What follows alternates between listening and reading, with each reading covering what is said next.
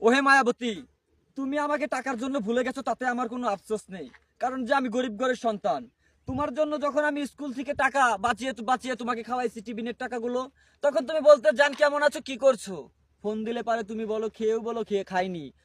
আজ যখন তোমাকে আমি অনেকদিন পর কথা বললাম না, তখন তোমাকে বললাম কেমন আছো, তুমি বললো হ্যাঁ আমি ভালোই আছি।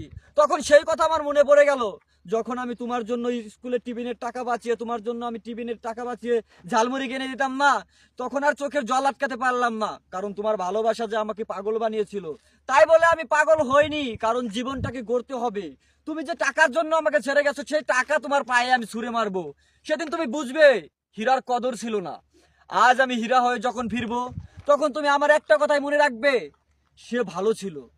তোমার স্বামীকে নিয়ে তুমি ভালো থাকো, আমার কোনো আফসোস নেই, কিন্তু তোমার স্বামীকে পেয়ে যখন আমাকে ভুলে গেছো না, তখন এই বুকের ভিতরে কষ্ট শুধু সেই জানে, যা কখনো দেখানো যায় না।